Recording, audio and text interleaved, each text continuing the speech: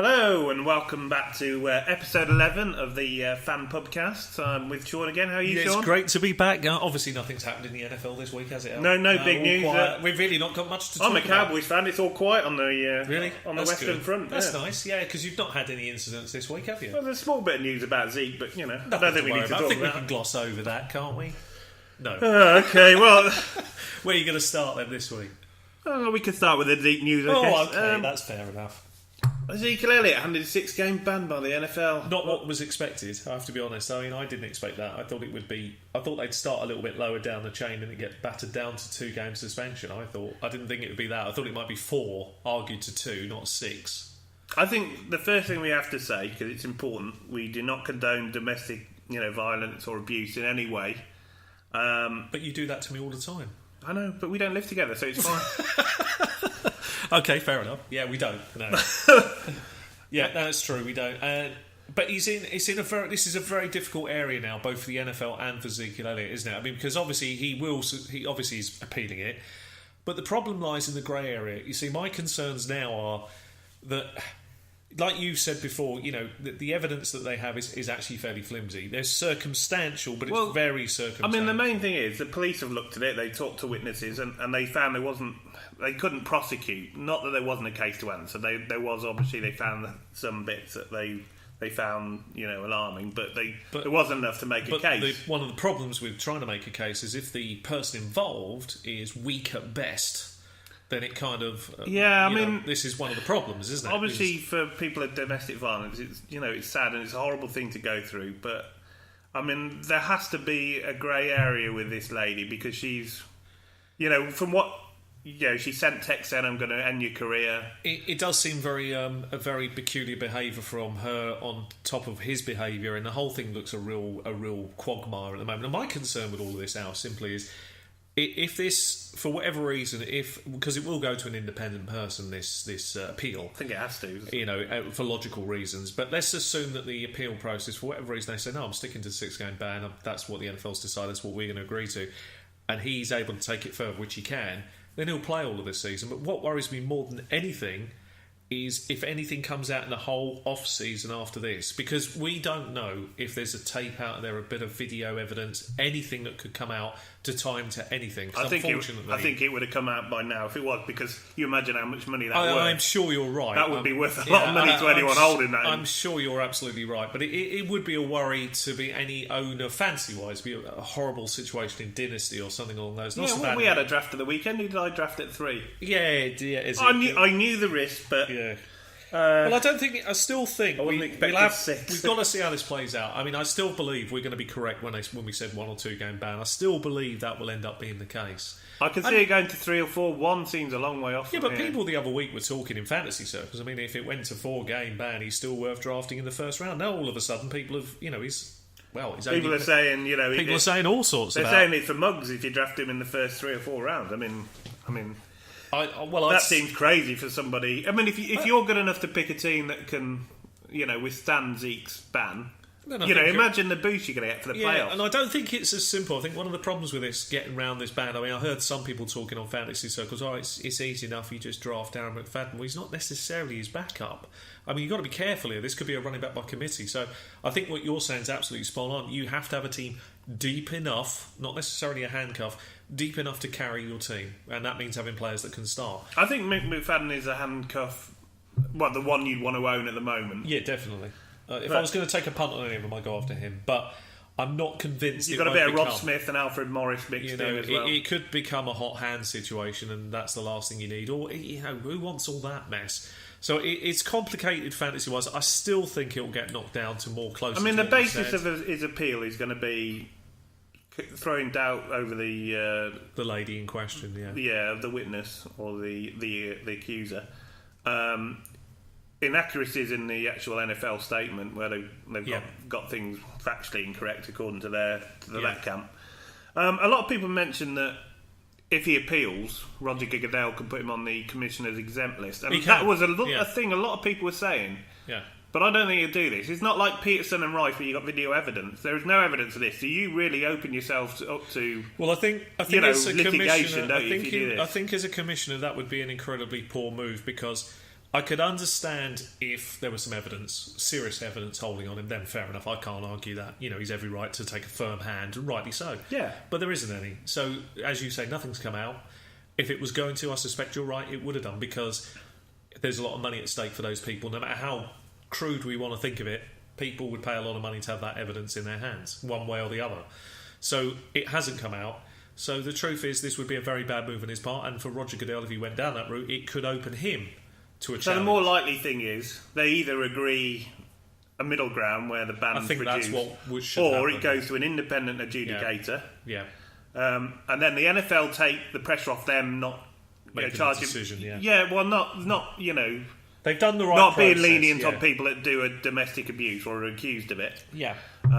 So that takes the pressure off them, because you're right, because they've followed the correct channels as far as their procedures are concerned. It may seem heavy-handed to us, but the point is they have to show a heavy hand, I guess, and whatever happens, they'll accept it. I mean, I think it's an overreaction, because before they haven't been heavy enough. Yeah. You look at Ray. They left Ray Rice for got two games, yeah. And then he came out and it was just ridiculous. It was horrendous. But yeah, I mean, whatever the case might be, I'm still confident it'll end up being, as you say, the middle ground is more likely, and that'll be 3 or 4. But I still have a feeling this could turn out lower than people think.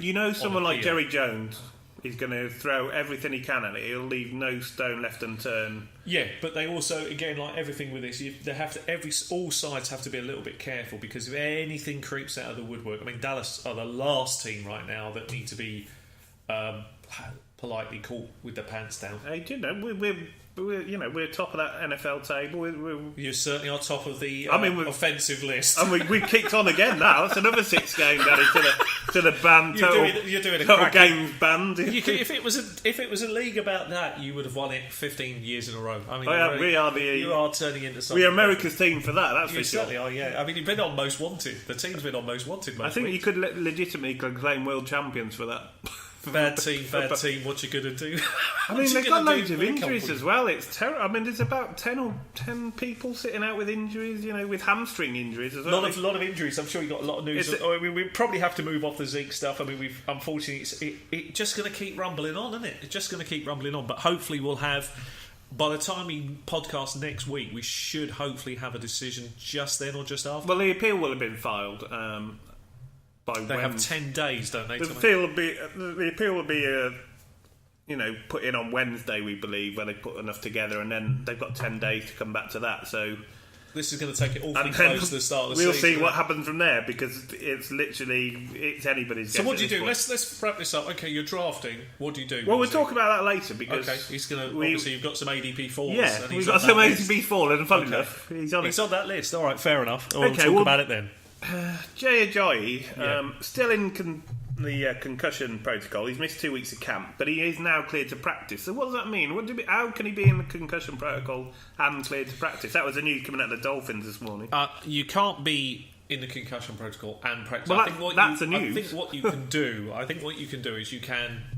Individual drills you can do. You might be able to practice on your own. So you won't be any 7 or 11 on 11 stuff if you're under. Would you imagine being a player and putting a hit on Jay Ajayi at the moment? You wouldn't be in that squad. Yeah, you'd be cut. Your chances of making that roster. The thing is, they said at the time the concussion occurred, he had his bell rung, and I mean that's about as bad as you can imagine with a concussion. Well, he's been out 2 weeks, so I mean, that's serious. I mean, because what that tells you is that it was bad. It was a bad one. So he's obviously suffering the after effects of that. That's headaches and various other illnesses, sicknesses, and various other things that run with a concussion. Loss of memory and God knows what else, but it's a bad one. And what worries you is not the first with one like this, is if he gets a second one during the season, that has huge repercussions. Do you imagine the loss of memory and then realising you're still with the Miami Dolphins? Yeah, and Jay Cutler's gone back. You're like, what year is this? Where's Jay? What's Jay Cutler doing here? I'm playing for the Bears. What year is this? Right, okay. Well, talking about people in the concussion protocol, Devontae Freeman's... That was a weird one. He apparently went off after a few plays. He scored a touchdown. They said he was off with heat problem. And now they've said it was a concussion. I mean, it sounds very minor, so I'm not going to really worry too much about it. Funny enough... But concussions are always worrying, because the NFL are going to be... they're going to tread carefully with these. You'll miss a pre-season game, because there's no point risking him. He's there, just paid a lot of money for his services. So he'll... Naturally, I think they've already said that he's going to miss a pre-season game. And he'll be fine. So you're suggesting the money they pay for him decides whether he goes through the concussion protocol quicker or not? No. What I'm saying is that they paid a lot of money for him, so they're going to rightfully be very careful with him. And they will take their time with him because he's a big asset to their team this year. So if it means missing a pre-season game, you do that. You don't, and in many ways, these top athletes, players that have done it multiple years, don't really need the pre-season work. I mean, there's so many people. There's so many people drafted at the moment. Look at all these problems. I mean, the next bit of news: Fournette ruled out a second pre-season game. He's got a foot. Let me just add this on the Freeman thing, just so it's clear for fantasy. Because if I forget to say it, I will forget it. No issues drafting him at the moment. I wouldn't worry. His ADP is fine. But it's still more worrying than it was. You have to monitor him in terms of as the season starts. If there's another one, the key is another one. Same with Jai is much more serious because he's already missed 2 weeks. If he gets another one, I think it could be more like he could miss 4 weeks. I mean, it's really serious. So we have to watch those things. I mean, if it wouldn't surprise me if Freeman's one that you hear him going through the protocol in less than 3 or 4 days. It wouldn't surprise me. And he's able to play the preseason game, but as a precaution, they keep him out. Okay, well, DeMarco Murray has been injured as well. Yes. He's had a hamstring, so he's expected to train this week. So. Again, you've got to keep an eye on the news. He's a little bit older. Those hamstring issues tend to linger. It's ghastly. I wish I could get hamstring. I can't run fast enough. I can't even feel my hamstring. Yeah, I can't remember having a hamstring. So Leonard Fournette ruled out a second pre-season game with a foot injury, and now this is worrying because there is injury history here. This is the problem now. As much as I believe in the talent, and I've said this on various videos, I do believe in him. I think the opportunity is there for this year, and I think he will do well. This lingering injury, this starts worrying me a lot more as I start thinking about, because I'm not somebody this year, and particularly in big leagues, I'll take risks on smaller leagues with Leonard Fournette if he's in the second round, but in the big leagues I won't bother. Because would you handcuff him now? Would you? And if so, who would you pick? If I was going to take anybody, I'd take Ivory. But with a team like that, it's the Jags. I don't bother with the handcuff. See, they got Ivory and they got Yeldon. Yeah, they've even got. Is it Corey Grant? I think he had a big game. He did very well in pre-season, and he had a big game week 17. It could be a guy to watch and seeing how if he moves up the depth chart. That would be interesting. He's certainly one to watch, and he's certainly capable. I mean, look, he's not fighting off a lot, really. But I don't bother handcuffing any of those guys. You either have Fournette or you have nobody. And Fournette, this is a worrying niggling injury that's been lingering for a long time. Lingering injuries, that doesn't. I mean, he had them all through college as well. These foot doesn't bode well for the long-term health of the player. That's concerning. So again, talking to people with niggling injuries, Jordan Reed's wearing a special boot now, isn't he? Special. Did you hear a little bit more about Did you hear a little bit more about this because it's related to the cleats he was wearing? I don't know if you caught that, but one of the things that was really weird about this, he was saying that he could feel it more because the cleats were wider, so he could feel the injury more. Now it turned out it's a much more serious injury than we first thought. I mean, I can't draft this guy anywhere near his ADP, and I would advise anybody not to bother. I've said this previously. We don't trust taking tight ends early. Not with a special shoe. Even with a special shoe on his head, I wouldn't bother drafting him. I'll tell you that now. No. You don't draft anyone with shoes on their head. No, they're probably mad. They should be on the They're definitely in the concussion protocol. One on each ear. There's time to get him off the field, I think. It's like the Blackadder sketch, isn't it? It's not looking good. Get him off. Yeah, no, I can't trust Jordan Reed. Not his ADP out. It's just too high for the tight end. There's better players around him. Oh, okay. Well, so there's a few worries over running back. Yeah, definitely. Well, always is, isn't it? Hardest position. At least the wide receivers are reliable. Sammy Watkins traded. Yeah, let's talk about Sammy. I mean, look. He's a talent, isn't he? Well, this is the problem, right? So people. This is one of the criticisms we got a little bit. Actually, got a little bit of heat for this again this year. I said, look, I don't go anywhere near Sammy Watkins. Sorry, talent's there. It's obviously there. I'm not disputing the talent of the man, but I can't trust the injury history. Right. So that's the first fantasy bit out of the way. Now he's been traded to the Rams. Now to the lowest scoring offense in the league. And now, what do you think? Then that makes me think. Well, why did we do that? Well, first of all, the reason we did that is very simple. We have 2 midgets and a rookie who looks great. Cooper Kupp looks like he could actually be somebody good. He might be the pick of the bunch, actually. Could be really good, but not. We don't go overboard here. This is not. Well, now you've signed Watkins, it does hurt his value as well, doesn't it? Massively. I mean, you'd have to move him down a full tier in the wide receiver rankings, whatever your rankings are. You've got to think.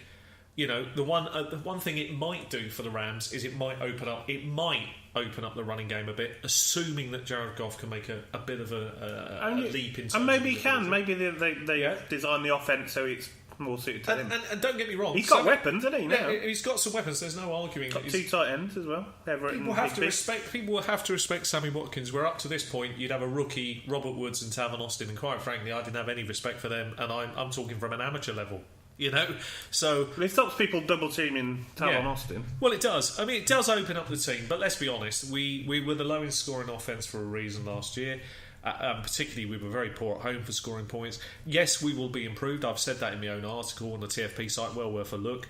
But I still don't believe we get more than 6 wins. This doesn't change that. 6 wins is what we're capable of. If those coaches manage to get more than 6 wins out of this team, whether it's by 1 or miracle by 2, I think that's a great achievement for this season, actually. And I think if you get 6 wins, it's an achievement. It bodes well for the future. I think the Rams can turn the page. I mean, let's be honest, we can't stink worse than we stunk last year. No, it's difficult. And we were pretty bad. I mean, when you're producing one of the worst offences in league history, and you have to go back a long way to the 50s and 60s to find a lower scoring offence than that.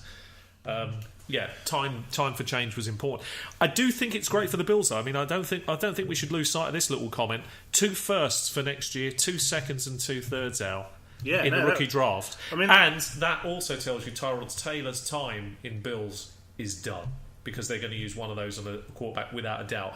But what's great for Tyrod, and what's great for fantasy, and particularly Dynasty, cash in, go after Tyrod Taylor. But they've got a wide receiver. They just picked him up, Jordan Matthews. Yeah. They're going after a QB in that. You can tell they're going to go after a QB with one of those first round picks. They're likely to use one of them as leverage to trade up. So I think the Bills are after a QB. Great for Tyrod Taylor. In Dynasty, I say buy now, buy high. Get Tyrod Taylor, good quarterback. He's going to end up on a team that needs him, and he could be very useful for next year, Dynasty wise. Okay, well, you heard it first. I mean, what do you make of Jordan Matthews? I mean, he's actually in with the elite for stats for the first 3 years. He's in with the greats. I think what's helped him... We're not saying he's one of the greats, but the stats put in there. I think what's helped him is the time where the Eagles actually put together a good offensive scheme, which was a kind of trick gadget plays that was, which was great. But once it got found out by the NFL, it all fell apart. I don't like him as a player personally. I don't think he's elite. I'm not a huge fan. He's often banged up for my liking too much. But he's banged up already, isn't he? But I will say this: he's got a chip fracture in his sternum. Yeah. He's taking Sammy Watkins literally. It's the place for place, isn't it? He's straight onto his. I mean, it's like card. the Bills. The Bills seem to me have suddenly gone into from what looked like an okay team to a tanking team. That's what it strikes me now. They're looking to cash in on their picks. Well, it does kind of. And I worry massively about that, because I'm beginning to see the team fracturing literally as we speak. So there's a few weak teams out there. I'm not liking it. And do you know what division they're in, don't you, the Bills? Yeah. Whose division are they in? Oh, they're in an easy division. Yeah, with the mighty... Well, the team that's going to get 6 wins against their divisional rivals. What, the Patriots? The Patriots... We don't talk about them on here. Look at it. Jets. Nobody likes a Patriot. Look at it, though. Jets tanking. Miami, we could say tanking. Bills, definitely in tank mode. Has everybody given up in that division? What's going on? Where's the backbone? It's like they're almost handed it to them. They're just saying, here's 6 wins. Now go and find 5 or 6 others. I think they'll do that easily. It's terrible, isn't it? One quite interesting stat was that I read. Over the last 24 games, this is Todd Gurley's only got one match where he's run for over 90 yards. 24 games. And that is the point. You're absolutely spot on for nailing this, because we were talking about this last season, me and you, weren't we, about how many games he's gone since hitting a high. So that's not just last year. That's this is awful, because this bodes a little bit more. As I said, I think for this year, the first 4 games of the Rams are actually quite nice running games. So you're going to know very quickly, if you're the owner of Gurley, whether you've got Gurley, at least, these are good matchups. So you would expect him, one would hope that if you had 4 good matchups, that they get on track a little bit, you've got to hope that he can get 300, 350 yards in those 4 games, right? Really off to a flying start. Yeah, I'll take 300 if he can get a couple of 100-yard games in that 300, even if a couple aren't so good. Fantastic. They've got to be able to move the ball over. They've got to be able into the red zone. Absolutely. But there's a chance that could happen, and Gurley's off to a fly. Then you have to ask yourself, as the owner of Gurley, is this Gurley the 2015 version, or is it time to cash in? If you want my advice, You cash in. Well, the thing Cash is, in though, on if he Gurley. starts hot, Yeah. your offence has got to improve. Well, I hope so. Throughout the year. Yeah. It has. I It's got hope to so. improve. Yeah. It's got a lot of new parts. Goff's in his second year. I trust the coaches to turn it round. I really do. So I think trust if them. he starts well, I think you hold on to him. Do you? Yeah. Okay. Well, that's. I would look to cash in and try. That's and a get big another- if, though. Yeah, in my view. I would look to cash in and get another running back of quality that I could trust a little bit more than Gurley. I'd already be looking ahead if he started well. But that's me. Maybe you're right. He goes on and does another 2015, so tears the league up and does really well. But you're going to know in those first 4 games, and I tell you what, it's bated breath time because you saw the pre-season. Yeah, if you saw getting the whacked pre-season, behind the line again. He was getting hit behind the line really easy, and I'm telling you now, this is pre-season, and this is supposedly the Rams' first team was out. Only a few plays. We're not talking a big sample size, but enough for me to go, oh, the poor guy. You're thinking, oh dear God, look at the line again. I mean, and that's what worries me, and that's what McVay is working with. He is working with players. I am sure in any other team he would cut them quick. But it doesn't work like that. It was interesting to see actually how far behind the line. Massive, wasn't it? There was one hit where I don't even think he took a step forward and he was hit 3 yards He got back. him before he got the 3 yards behind the line. That's how quick the offensive. It was like the other day when we messed around after our draft and I let you through. I said to you, Al, just come at me, I'll move out of the way to let you through on my son. Yeah, but he'd run 20 yards before I got to it. I'm that slow. Yeah, but it was still fun to watch. Yeah, it was. But it was like that. It's like the line parted. It was the Red Sea of lines, isn't it? We just give up, let them go Just run straight through. Just run at him. The poor guy. I mean, you've got to feel for him. I mean, When Goff did throw his completions, and he did throw 2 or 3, didn't he? He looked good. He was throwing quite far behind the line, so he's giving himself plenty of space. He needed almost that classic, you need to almost be in the shotgun to have enough time to get the ball off, and that's you don't want to be. But playing. that's probably sensible if that O line's so bad. It looks like it, but that doesn't help the running game. I mean, if you're having to operate out the shotgun, I mean, I saw some really weird things in pre-season. That's another reason. I don't know if one of your pieces touches on Carolina, but it's worth mentioning this here. I mean, I watched Christian McCaffrey in the pre-season because obviously you're interested to see how all these new parts work. And one thing that was really bad, I appreciate, again, it's only a small sample size, but it's early days. It's early days, and they're not going to show you the full playbook, and they're not going to really give anything away. And I understand that, but one thing that was a tell, the moment they started doing it, I was like all over it. I was screaming at the telly. You could see the play coming every time. They kept doing these cut runs. So if the running back was lined up to the right or the left of the quarterback, if they handed the ball, if he was to the left, he was going to run right. If he was to the right, he was going to run left. It was so telling. I was screaming. I mean, I was literally out off my seat going, you can see where he's going to run. I mean, it's a telegraph. So that, I hope that they've seen that and realised that kind of stuff in the NFL, even against second stringers and third string, it just ain't going to work. I mean, you need to better design plays. I just hope that isn't anything to do with the playbook. These are just some plays to get the rust off. Let's hope so, because that was awful. Okay, well, one rookie wide receiver that is catching the eye, Kenny Golladay. We love him. Well, we give him a shout on our rookie flyers when he was down. He was in the 30s. I think we give him a shout when he. And also, I mean, Al will validate this. I mean, we've got our list that we're counting down, and I've made a huge prediction on that list. I've had it. We've been talking about this guy for a little while. And this was filmed before the. Massively filmed before any fireworks were taken. I took him in Dynasty because I had a good feeling about him. And that was back in May? May. Yeah. I mean, that's. But I really like the guy. I mean, we're not. This is early days. Anything can happen, and he may fade. Obviously, he could fade. But I think the signs. If you look at what you're seeing, he's a player. He's a playmaker. He can do it. If you're doing a rookie draft this year, where would you draft him now? What sort of? Well, I think I got him in the. fourth round of the rookie draft. You got him back really late. in May, so it was quite late. And this is in a 14-team league. Yeah, so it's a decent sized sample size. It's not easy to get. Now you're probably looking at the back end of the first, early second. I would suspect it's probably fair to say. I reckon first round. Yeah, you may well be right. I mean, that's what I would pay that price for him, definitely, because you're looking for in Dynasty. You're looking for a player. I mean, that's what you're doing. I mean, particularly if you've had a good season, you don't care if you find one in the 5th round of the rookie draft or the first. No matter where you find the player, if you can get one, you're laughing. This guy's going to play. He's going to play there. Yeah, barring injury, he's going to play. So and you kind of any rookie you draft in a Dynasty league that can play. I mean, I've got him down. He's a bonus. I haven't got him down for a lot this year because I've got no huge expectations. I'm deadly serious. I'm sort of saying 500-600 yards, maybe 5 to 7 for a rookie, touchdowns. that's all right, isn't it? But for him, for this year, that would be brilliantly serviceable, and you'd be thinking to yourself, what will next year bring? Because you'd be thinking, yeah, you know what, with a small change of the staff, I mean, this guy's a red zone threat. He could be very good there. Matthew Stafford's still young, so. One fun fact I read about Golladay, we talk about him as a rookie, but he's actually turned 24 in November, and Amari Cooper's just turned 23. I know. He's actually older than Amari Cooper. Amari Cooper is one of these guys who you know, you feel he's like 25, 26 when actually he's not, and it's a classic that he's got all this time ahead of him because you know he's going to be elite. It's just a matter of time. Yeah, it's just time. It's either this year or next. He's going if he to ever pick gets up. back to training. Yeah, well, that's the worry, isn't it? I mean, he's another one that's banged up. He's missed a lot of training, and there's something more to this than meets the eye because it's got to be more than, you know, just a minor swelling or a bruise, or it's got to be, you know, some tweak or pull. It's hamstring, isn't it? I think it's got to be. I mean, and it's got to be something more serious because. Well, hamstrings have different sort of levels, don't they? Yeah, well, I think this is a bit more severe. This is probably one of those like second grade hamstring pulls, and it's one of them that, you know, you're not going to rush him back, so that's why he's missed time. And the only thing with that, of course, is chemistry, and this is the only. You know, I still rate him. He can't be. Of course, yeah. He can't be worse than next year, but I just think his price is still too high in ADP levels. I just won't pay that price for him. I'd rather him fall into the third or fourth round, but that ain't never going to happen this year. No, well, he's not. No, you're going to have to pay the price. You have to pay for the ceiling that is there. Okay, another wide receiver that's gone down, suffered a high ankle sprain. Marcus Lee of the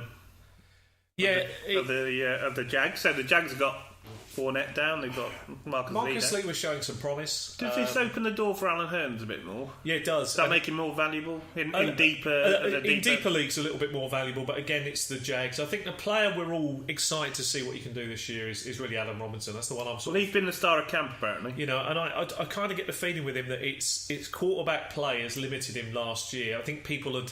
He's still got the same quarterback. Yeah, well, this is the problem. I mean, the first year the Bortles came in and they had a very good campaign. Him and Hearns, actually, Robinson and Hearns had a great campaign back in 2015. I think coordinators were really a bit caught off guard by how good actually Bortles' arm was. You know, he's he's got good deep throws. He can hit all the things. In garbage time. When it doesn't matter. Yeah, exactly. But the trouble is with him, and this is why the second year really, you know, they were all over this, was firstly pressure. He doesn't handle pressure particularly well, makes some very goddamn awful decisions. And the only time where he has enough time, as you say, to be able to almost allow him to make the throws is in garbage time, when you don't mind if they make a catch over the middle and it uses up 30, 40 seconds when there's 3 minutes left. You don't care. And that's what defences have started doing. They're allowing him to play a little bit towards the end of the game, but during the game, pressure, and he's making some awful decisions. This year is a make or break season for him, and we'll see what happens. But for Robinson, it's really about the chemistry with him, and there's a talented player there, no doubt, but I worry about the team a little bit now. We've got the running back on the banged up list. There's some signs again pointing towards the Jags. It doesn't look good, does it? I'm not holding my breath here. I'm a bit concerned about this. But last thing they want to do is fall behind in games, move away from the running game and put the ball in the hands of the quarterback. Doesn't bode well. Okay. We've got better news on Mike Williams, the rookie that's joined the Chargers, the LA Chargers. Well, I say he might be back in October. I don't know if that's great news. Yeah, so whether you want to stash him for that long, obviously in a dynasty you'd hold on to him, definitely. In dynasty it's worth... In redraft, I mean, if you've got the sort of roster where you can afford to hold on for someone that long, I mean, he could pay dividends in the long run. He could, but I think that, like we've already said about this particular team, it's not a team where they're so light at wide receiver that when he comes back you think he's going to immediately start. Yeah, exactly. They're so loaded, unless they have an injury bug like they've got had. two great tight ends. Fabulous tight ends, yeah. And even Benjamin caught a big catch at the weekend. Yes. You got Dontrell Inman. They've got weapons everywhere. These Keenan guys. Allen. You've got Terrell Williams, who we're a big fan. We're a big fan. You know, and so you wouldn't expect, even if he comes back in October, which I hope he does, to get some season under his belt. But I really do think he'll struggle a lot this year, which we already predicted before this injury. I'm not holding my breath with him, and I'm concerned. Talking about players who are struggling, yeah. Kevin White made the field. Yes, he did. Targeted 0 times. Yeah, that is good, isn't it? Did you happen to watch the pre-season game? Yeah. It was almost like he was a decoy. I've watched every pre-season. He did a cracking job, didn't he, as a decoy? It was a very, very good decoy. Okay, if you want to draft a decoy that he rarely makes a pitch, he has some. What's the word one would use? Issues. He's the Issues classic, is the word I use. he feels to me the wide receiver that carries the oranges. He will never leave the bench. That's the reality for me. I think he's just not good enough. But he seems to be having mental problems as well as physical ones. A lot of issues. And that is, I mean, when the coach, he's calling the coach a liar. I mean, it's a mess. He's not a player I touch in, no matter what size league it is. I don't even waste the pick in a deep league, even if he's there on the last pick. I don't. I try to still find some value wherever I'm picking. I don't want to play like that. Sorry, you've got to show me you want to play. He doesn't have that capability yet. It certainly is trending the wrong way for him. Very much. Yeah. Julius Thomas experiencing back tightness.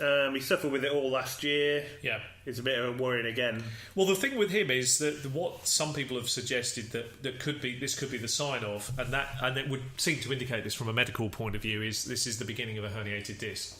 That soreness is telling you that one of the discs is, and they would have done MRIs and all sorts, and probably seen it, probably on the verge. He must have had a medical before he went. He would have done, yeah. But it doesn't mean that it will pick it up. An MRI doesn't. This is a sign that something is going to go. That's what it's really telling you. He's had it for over a year. People play with injuries and sorenesses, but there's a reason why you have a soreness or you feel something, because it's trying to tell you there's a problem. And that's what he has. I think he has a more serious underlying issue. It's certainly worth keeping an eye on. I think he'll get through this year, but I think he'll be playing with his soreness all the time. And I wouldn't be surprised if you hear some news about him in the off-season where he needs some surgery or something more on his back. That would worry me then. So dynasty-wise, they're saying tightness at the moment. Yeah, tightness. But it's a bit worried. You monitor this because the length of time he suffered from this, and it's his back. So tightness in the back can only lead to one thing. Think about that. If you think about tightness, that does worry you. That's got to. So dynasty, I don't think there's a lot of sell high on it, but you would look to try and trade on, use him as part of a trade deal of some sort. When you said tightness, I thought of Yorkshire. We have a lot of Yorkshire fans. We do love our Yorkshire. I mean, if you are from Yorkshire, there's the good Facebook group some interesting drafts of the Yorkshire crew. Yeah. NFL fans of Yorkshire, run by Richard. Really good group of guys. So. Really fantastic. Look for them on the Facebook, as Al says, because they are well worth joining. They've had over 400 subscribers and quickly moving on towards 500. So yeah, he's doing a great job growing that fan base over there. Fantastic job he's doing there, Richard. Another tight end that's just had knee surgery, Eric Swoop. He's probably the tight end too at Indy. Does that make Doyle a bit more? I guess it does. Yeah, I mean, but he wasn't really. Did that depend on luck coming back? Yeah, luck. This is the problem, isn't it? I mean, at the moment, luck. I mean, the way they're talking, like we said a few weeks back. Every time the GM says, he'd be back week 1, and then Jim Irsay comes out and says, well, not really. It might not be. I mean, it's boding towards, look, he's not likely to start week 1. I think that's the way you've got to plan it. If you've got luck in Dynasty. I think he will start week 1. You do? Yeah. Wow, okay, that's a bold prediction. I mean, I'm not sure at this stage whether he'll start or not, but I just think you plan for him. Well, he's throwing again. They're telling him, apparently his arm's stronger. This is the news that I read. His arm's stronger. So how are they judging that strength? But they're having to stop him wanting to throw it further because they don't want to risk, re-aggravation. Yeah, exactly. Well, it's going to come a point where he'll have to take risks because if he's in a game week 1, as you say, the rust must. You've got to. Yeah, and I suppose the worry is going into that game and not have thrown. I think he's rehabbed the right way. I mean, I think the one thing the team's definitely done correctly in his case, they've given him a length of time. We've not heard of any kind of re-aggravation of the injury. We're assuming, because that's all we've got to go on, that they've given him ample time, just taking it slow, to make sure that their franchise quarterback is back. The one thing I would say to them, though, as much as I appreciate, he is that franchise, really. He is the franchise. He's everything to them. Well, the thing is, as much as we know that, and they know that, here's a piece of advice for the Colts GMs, managers, backroom staff. Perhaps protect him. There's a piece of advice. Learn to put some protection on. This is why Frank Gore has been around as long as he has. He's the only one. Your offensive line is offensive. Most of them are probably ex-Dallas players. It's appalling. You must protect Luck. He's the only reason you're relevant. If you don't do that this year, I don't even think the re-injury to the shoulder is going to be the problem. I think you might lose your franchise quarterback. You really haven't done a good job of it. You haven't drafted well for it. You haven't done any work in the off-season. So you can take as much time as you like protecting his shoulder. Protect him, not the shoulder. Yeah. In the game. And then maybe you might be able to go back to some relevance. I mean, I've heard some weird, crazy stuff from the Indianapolis Colts, how many games they can win this year. Let's be honest. You're going to struggle this year as well. So let's be totally honest about that. It's luck that carries you. Okay, well, Bruce... Me getting heated because I've got him in Dynasty. Yeah. That's not a good sign. Well, it's just common sense. You've got to protect Andrew Luck. I mean, without him, they are nothing, are they? The defence isn't anything. He's a guy that, he's a real old-fashioned gunslinger. I mean, he can make all the throws. He risks a lot sometimes. But Hilton's a decent wide receiver, but without luck... Without luck, it's not quite the same. No. I mean, but we'll assume at the moment, he may be right. Maybe it's week 1 he comes back, but I would think he'd be rusty. So, personally, I'd have to make a decision on that if I'm starting him or not. Another wide receiver with a cloud over him. And we talked about him. We've had a lot of information today. John Brown. Yeah. Bruce Arians came out and admitted he's concerned about all the practice he's missing with the quad injury. Well, he's got the sickle cell trait. Yeah, this all this does is highlight what we said right back at the beginning of our podcast, where we at the off season we were evaluating players like I think all good people do. You evaluate the players and make decisions. Brown could have made his way onto the sleeper list. We evaluated him, we thought about him, we looked at all the potential outcomes for this season. Everything in theory should point towards an expert or someone who regards themselves with knowledge. It's actually pointing the other way. Should say a person that just evaluating John Brown in the offseason, you should put him on your list. But we didn't do that, and the reason we didn't do that is because we believe the underlying issue with John Brown is not talent. It's far too risky. It's far too risky, yeah. And we can't put him on any list. And the reason we couldn't is exactly what's happening now. He's missed too much time. There's an opportunity in that team, sure, for him to go on and have a good season. Of course there is. But I don't believe he will. I think he'll have a mediocre one again. And or he'll be up and down. You won't know when to play him. Exactly. You won't even know if he's a flex play, because if you put him in, you've just got no idea. As you say, you don't know what to do. And that's the worst thing in fantasy. The week you don't use him, he gets 15 points. The week you do, he gets nothing. Yeah, right. They're almost worse than They're the worst kind of players. I can't stand that. I'd rather just get an average score. Okay. Talking of players returning, John Ross, the rookie, returned to 11 on 11 practices for the first time. Well, with the Bengals. Well, he should be good. It'd be interesting to see him out there. He's obviously, he broke the 40-yard dash time, and you don't do that unless you've got some speed. Obviously, he's a flyer. He can take the top of the defences off. I've got criticisms of him. Some people don't have the same criticisms. Well, hopefully, now that he's on 11 on 11, that's a good sign. It's trending the right way for him, and I'd like to see him out there in pre-season. It'd be good to see him in action, wouldn't it? I'd like to see him. I'd like to see what he can do against some of the second string and third string guys. Give him a quarter out there. Well, he should murder them. He should, yeah. And you want to see what sort of speed he's got. He's clearly somebody. If he's got that special juice in the nicest way and can turn it on over the first few yards, then he could be a difference maker for them. And Cincinnati, with Green and Ross and Mixon and Hill and Giovanni Bernard, it's an exciting. Tyler Eifert's. I think Cedric Pearman's back as well now. Red, he was off PUP. That's another running back in there. Well, it's another exciting offense that has the capability. The sky's the limit with them. They're capable of anything on any given Sunday. So quite excited to see how it all works out for them. Okay, final bit of news. This has sort of been dragging on for a while. Ryan Matthews is going to Philly to meet the Eagles' medical staff. Is this like facing the guillotine? It is. Because when they clear him, they're going to cut him. They're going to say, congratulations, you're medically cleared to play. By the way, you're cut. See you later. I mean, it's inevitable. Now, their loss, because, I don't think he's been too bad. He's a journeyman running back. But they don't like him, though, do they? He's not going to fit their system. And obviously what they're going to do this year, you can see that the way that the Eagles have set up their offence for this season, it's very simple. Put the ball in Wentz's hands. He showed a lot of improvement as a rookie as the year went on. Allow him to move the chains. Don't. He doesn't have to risk everything. And now they've got what the Eagles fans will love: a pounder in LeGarrette Blount. They're going to love that when they're in from the 5. Watch them hand the ball to LeGarrette Blount 3 times. They got the big man and the little man. They got Sproles as well. Yeah, and they love the Eagles fans. Love a pounder. They want that big guy to. Take someone over and pancake them and gain 4 or 5 yards. The Eagles will love all that at home. It'll be fantastic for them. And I think it'll suit their offense. So I'm quite excited to see what happens there. And I think Wentz is definitely one of those sneaky QBs. Interesting division, because Dallas are definitely trending the wrong way with injuries and Zeke. If you're in a 2 QB league, we're in one of them ourselves. I mean, I'm not going to give too much away, but I think as a late round guy for a second QB, you could do a lot worse than Wentz as a second. I think he's not too bad. He certainly... You'd think he's going to take a step up from last year, and he was okay last year. And it weren't bad, and it's an interesting division. It's a powerfully difficult division, but I do like the Eagles for this year to pick up some wins and make it competitive. It's and quite give it an even division, that one. Yeah, I think if it's very hard to choose. I'll probably just edge the Giants now. Yeah, I think it's very hard because of everything that's going on. I mean, and the TFP categories. It's just that's very even division. You're kind of not sure what you're going to get from.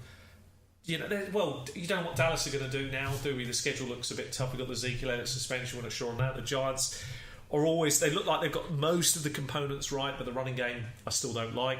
The Eagles don't have quite the same I guess, pieces all over the field, but they've got some good bits and they can surprise people, can't they, TFP? Yeah, she's agreeing. Okay, on to the next section. ADP risers and fallers. Right, the biggest faller down to pick 101 is Dak Prescott. Is this I think it's obviously a knock-on of what you're talking about with Ezekiel Elliott, to be honest with you, Al. The truth of the matter is that with Ezekiel Elliott's potential 6-game suspension, Dak Prescott obviously will drop down the boards, and it's probably a fairer reflection actually for Dak Prescott. So again, this is a quarterback that, if you like Dak Prescott, if you like the Cowboys, and you can see some good things for them, particularly, maybe the suspension is as bad as people feel. Somebody gets a bargain, because I think there is ADP. That ain't bad value, actually, for Dak Prescott. My concern he's quarterback 13 off the board now. Yeah, my concern with Dak Prescott is a second-year slump. I mean, it's a tough schedule they've got. He had an amazing year. He was very intelligent. He is a very highly intelligent quarterback. There's a lot to like about him.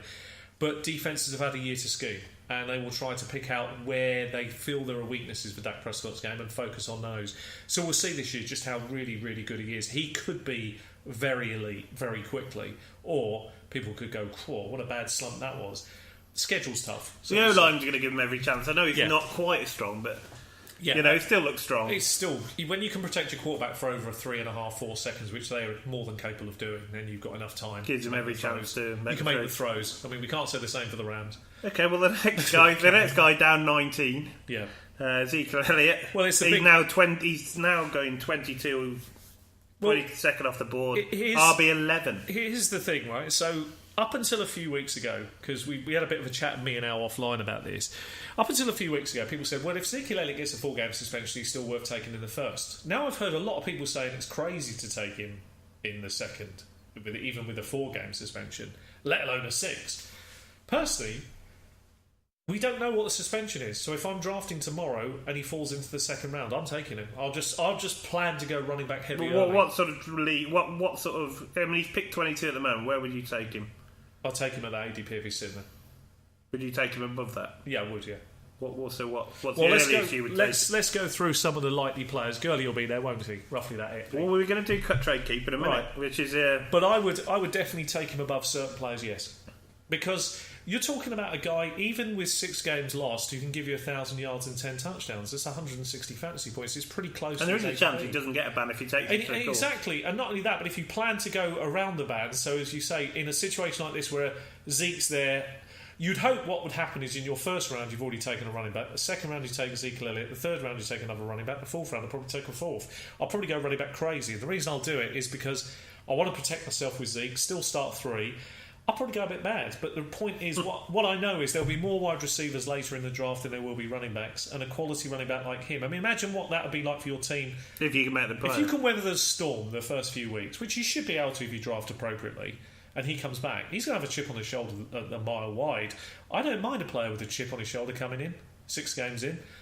I think he's got. Well, it's going to be a whole team with a chip on the shoulder. Yeah, they'll want to prove a point, and we have seen some weird things before. I mean, I've seen before players, even in a short season. I mean, I remember Till Davis inside 8 games put up 1,000 yards.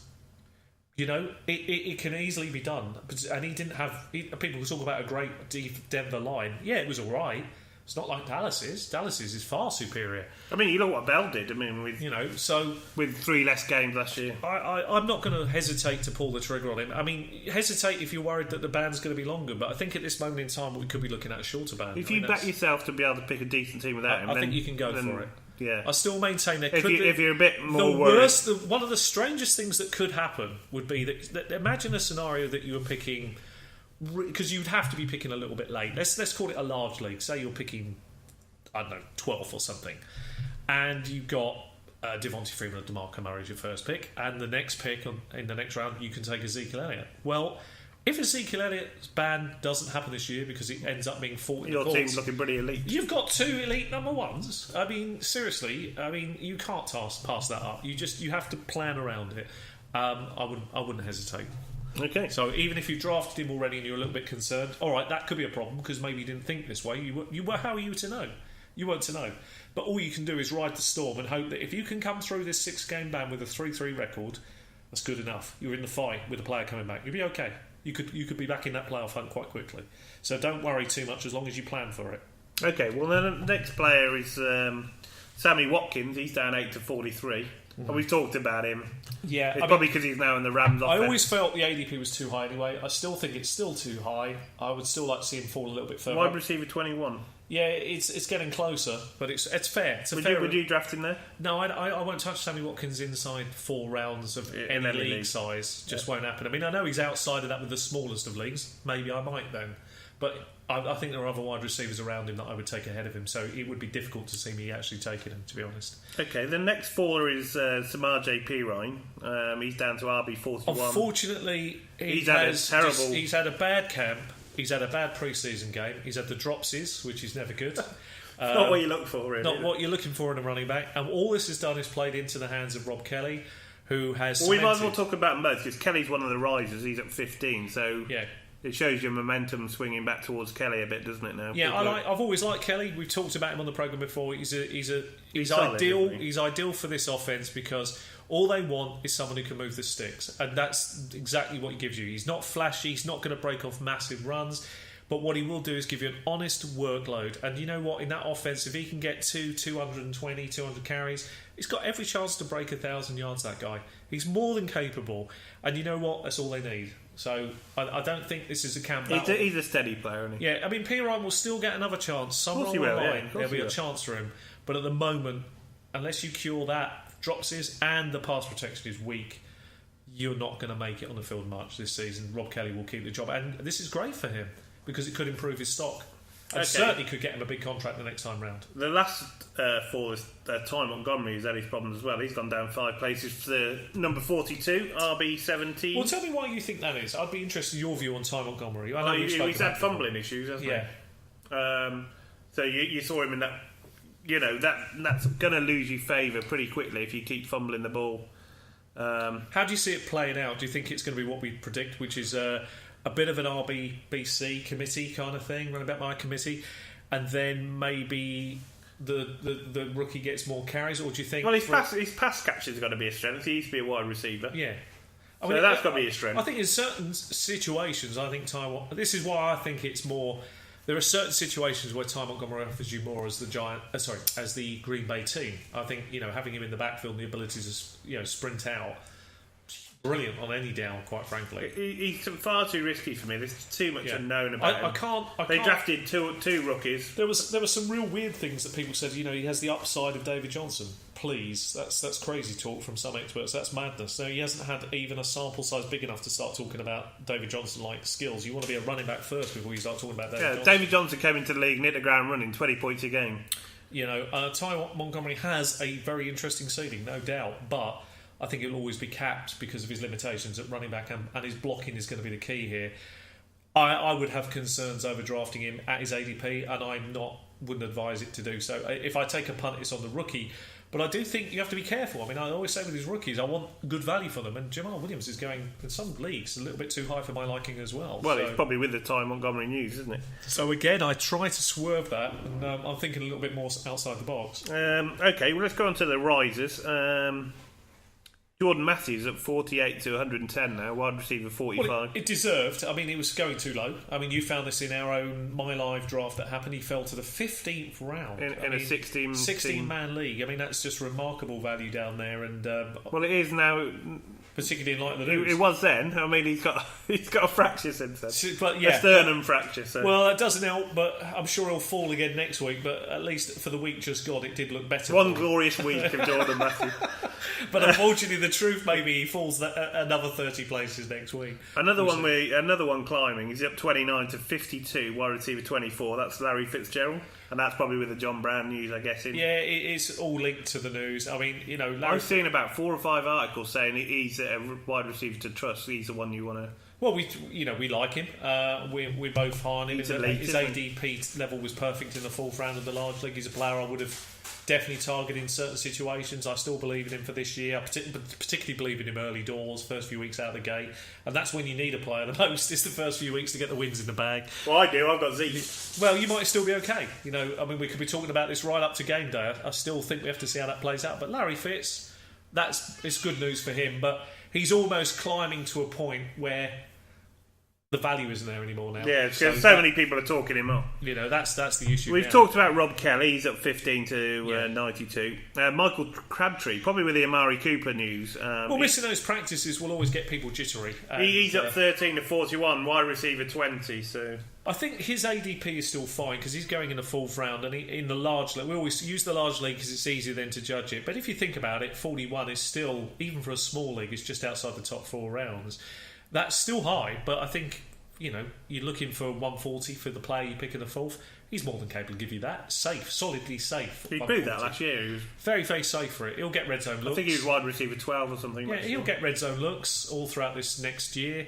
And if Amari Cooper has any issues, then Crabtree just picks up the slack. So I think he's a very, very safe player. Okay, the next guy climbing, Carlos Hyde. He's up 10 to 31, RB14 now. That's with the... Well, I think this is on the back of the news that the coaching staff have done a 180, really. They made him jittery enough that was he going to knuckle down and give the new regime, what they wanted? I think he's done that. I think he's proved that. The only thing is, of course, that he has to consistently show it. He has been injured over the last few years. So you always know with him when you take him that you like to miss some time during the season with him. However, he got 170 fantasy points last year. He's in an offense that is improving. There's a lot to like about him, to be honest, for this year. I see some good things if things click into place. They've got an interesting schedule. He's an interesting running back. We're going to find out a lot about him this year, just how good he really is. And this could be the best opportunity he's had to shine. So we'll see. Okay, well, the final section of the show, Cut, Trade, Keep. Yeah. Now, this one is like a Zeke special, this show, almost. Yeah, all right, yeah. So your choices, these are going RB 9, 10 and 11 off the board. I'm glad you've chosen this. Todd Gurley. Yeah. Leonard Fournette. Yeah. And Ezekiel Elliott. Cut, Trade, Keep. Okay, well, I am going to keep Ezekiel Elliott because he's too elite and we don't know what's going to happen with the suspension. So I'm going to play the... It's risky though, isn't it? Yeah, I'm going to play the game. I'm going to go after the win. So I'm going for Zeke. I'm going to trade on Gurley and I'm cutting Fournette to the ground. I'm not even going to Someone's already done that, I think. Yeah, I'm just going to cut him down to the ground.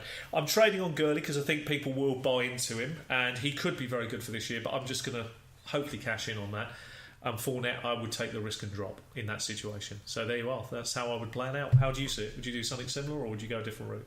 I would cut Gurley. Well, I don't know. It depends who you get most for. I think you could trade on. I think you might have more takers for Fournette actually, but not with the injury. So it's the tricky one. I'll have to do the same.